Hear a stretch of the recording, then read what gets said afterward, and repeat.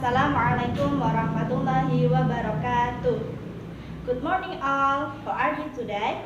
I hope that wherever you are, you will always be healthy and always keep spirit. Oke, kali ini bersama saya Istabikul Saadah dalam mapel bahasa Inggris, kita akan belajar tentang preposition. Nah, apa sih preposition itu? Preposition adalah kata depan yang menghubungkan kata benda, kata ganti, atau frase kata benda ke dalam kalimat. Nah, jenis preposition itu ada banyak. Ada preposition tunggal, ada preposition ganda, ada preposition gabungan, dan lain-lain. Kata preposition sendiri itu sangat banyak. Bahkan dalam bahasa Inggris itu ada ratusan.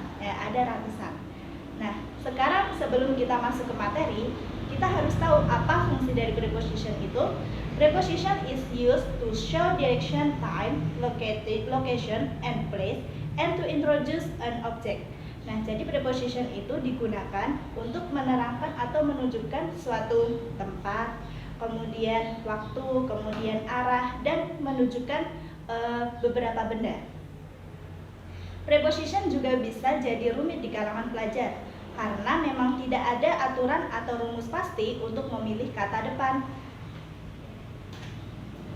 Tapi kali ini hanya kita itu akan membahas 3 kata preposition. Nah, ini 3 kata ini adalah kata yang sering digunakan. Apa saja, yaitu in, on, dan at. Preposition of place. Jadi in, on, at ini bisa dijadikan preposition of place and preposition and time. Jadi di sini kita hanya akan membahas tentang preposition of place, in, on, at. In large area, very general. Nah, berfungsi untuk apa? Menerangkan includes area atau area tertutup dan area yang lebih luas dan tidak spesifik, seperti countries. Countries itu negara, kemudian city itu kota, province itu provinsi, dan ocean itu benua. Contohnya, I live in Semarang. I live in Semarang, Central Java. Kenapa di sini menggunakan in? In ini berguna sebagai preposition. Nah, Semarang, Central Java itu mengapa kita harus menggunakan in? Karena Semarang, Central Java itu adalah sebuah kota atau sebuah provinsi. Jadi belum terspesifikasi atau belum rinci alamatnya. Jadi Semarang itu kan luas, jadi belum bisa kita langsung menuju ke tempatnya. Yang kedua, in itu berfungsi untuk menjelaskan sesuatu yang terdapat di dalam karya tulis. Contohnya, in the book, in my script, and in your paper. Seperti itu. Nah, kemudian yang ketiga, in itu berfungsi untuk menyatakan kondisi di dalam sebuah kendaraan atau area tertutup. Misalkan, in a taxi and in the blue car.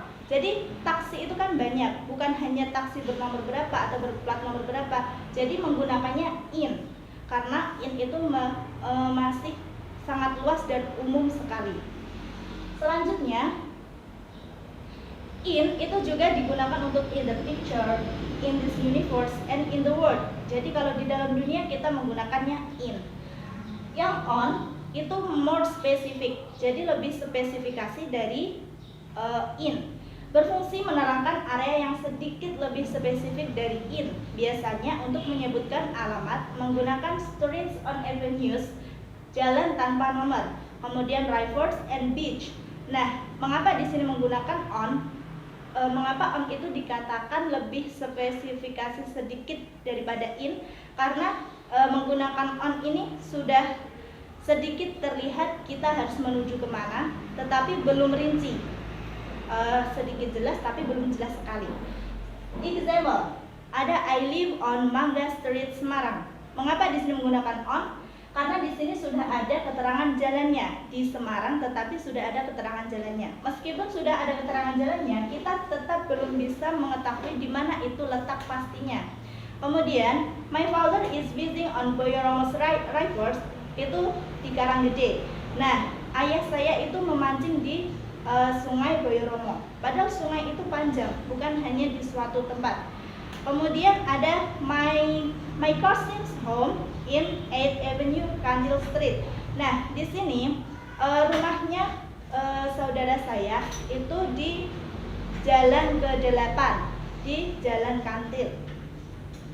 Jadi ini juga belum terspesifikasi, belum ada nomornya. Kemudian on itu juga menjelaskan nomor lantai. Jika misalkan kalian itu di suatu apartemen atau di suatu gedung bertingkat, ini menggunakan on untuk menunjukkan lantai keberapa atau tingkat keberapa, seperti itu. Selanjutnya yaitu at. Nah, at ini sangat spesifikasi. Penggunaan at adalah untuk lokasi alamat yang lebih detail lagi. Jadi, at digunakan untuk menunjukkan lokasi paling spesifik atau sangat rinci. Misalkan disebutkan ada nomor rumahnya, ada nama jalannya. Jadi kita itu sudah tahu tujuan yang akan kita tuju itu alamatnya sudah benar-benar lengkap, tidak rancu lagi, tidak umum lagi, dan kita tidak bingung lagi harus kemana. Kemudian example, Diana lives at 45 Kenanga Street, Semarang. Jadi Diana itu tinggal di Jalan Kenanga nomor 45 di daerah Semarang. Jadi kita bisa langsung ke rumahnya Diana jika mau ke sana, tidak rancu lagi. Preposition in, on, at, of, place jika dibentuk dalam tabel itu akan menjadi seperti segitiga terbalik. Mengapa segitiga terbalik? Karena in itu menjangkau di area yang luas, kemudian on itu lebih spesifikasi dari in, dan in, at itu akan lebih rancu lagi, jadi lebih lengkap lagi. In itu di area luas, on itu sedikit spesifikasi dari in, kemudian yang at itu sangat spesifikasi atau sangat rinci.